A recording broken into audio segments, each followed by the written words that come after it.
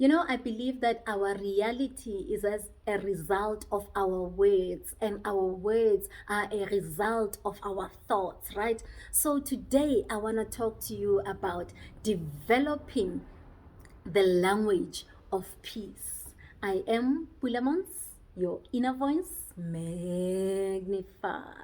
So, to me, it is important to feed my ears with things that I want to eventually speak out, because I understand that whatever I speak out will eventually become my truth. So, as I feed my ears, I make sure that I feed on the right things, because my ears then sends a message into my brain and my mind, and I start meditating on the things that come in that eventually become my language. So today I thought, the more we talk about peace, the more we should have a language that resembles peace. Because in order to experience peace in your life, you need to be speaking in a language that allows you to have peace, right? Because your words eventually will determine whether you will experience peace or not.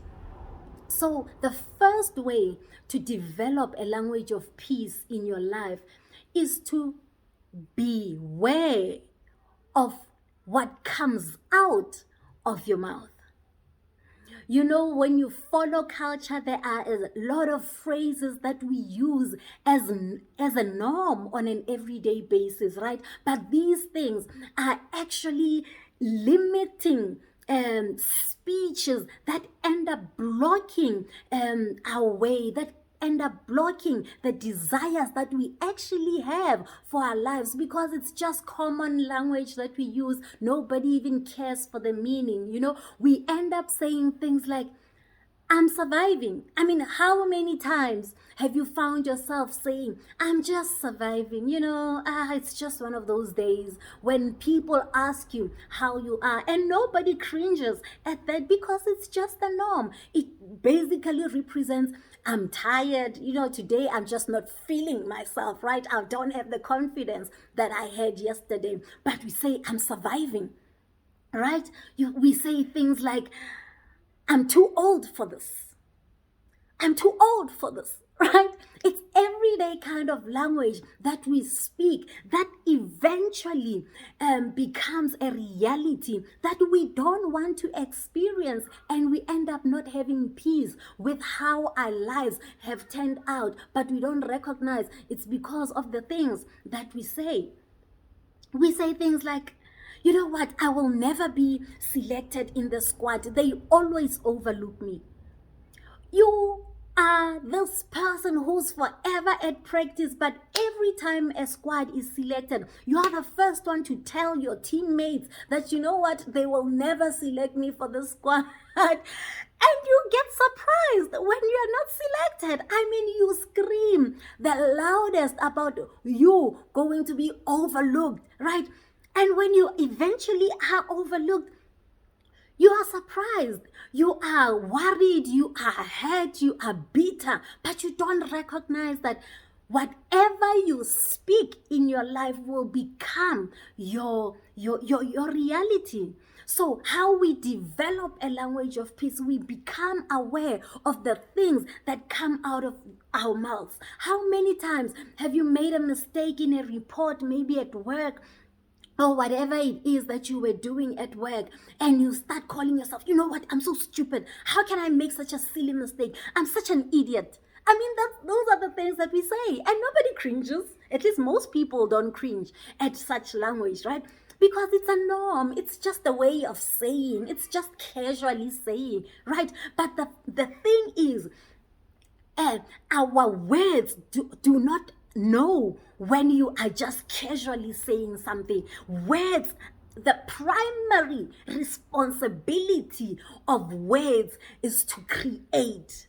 That is why we have words, in order to create. So your words, when you start speaking them out, they start creating whatever it is that you are sending your words to create. They do not know that you're just being casual with language. So beware of what comes out of your mouth. So if you want peace in your life, if you want to to reach the goals that you want. You need to change that language. Every time you feel like saying, I'm surviving, but you know actually you want to have energy, you know actually that you want to live and be adventurous. The last thing you want to be saying is, I'm surviving. Then you change your language, you change your words, you start saying things like, I'm feeling great. Right? You don't have to act it out, but you must just say it. I'm feeling great today. Every time you say it, every time somebody asks you and you say, I feel great, eventually your system starts acting out that greatness. Your system starts getting filled with happiness and joy. By noon, you are a completely different person than the person you were in the morning. Because you changed your language, because you changed the things that you say with your mouth. Instead of, I'm too old for this, you must say things like, you know what, I know what I want in life, and this is not it. Because you know that you don't want to feel old, you want to feel energized. You want to feel young. So the more you say, I'm too old for this, you don't realize that you are actually speaking weakness in your system. You are speaking weariness in your system, because being old is associated with being tired, right? Not having energy to do things. You are saying you don't have energy for this nonsense, but instead of saying that, you say, I'm too old for this, and that too old starts filtering through all parts of your life, even where you didn't intend it to filter. The next thing you know, you look old. The next thing you know, you're thinking, but why am I looking so old? Why am I feeling so exhausted all the time? You forget that you're constantly talking about how you are too old for this. You wonder why you keep making mistakes. You wonder why you keep, even for things that you know, you are now making mistakes all over the place. Why? You keep calling yourself an idiot. And the more you call yourself stupid, you will be stupid. You will act out stupidly. You will start doing stupid things, because that's what you are saying with your own mouth. So if you've made a mistake, you must just acknowledge, oh my gosh, I made a mistake. Pardon me, I didn't see that. That's it. You move on. Do not label yourself according to how you are feeling at any point in your life. Make sure that your words always support what you want to see in your life. So that's the first thing that we need to do. Beware of what comes out of our mouths. The second thing, that I love that you can do to develop a language of peace is something that I heard from Terry Savelle Foy, right?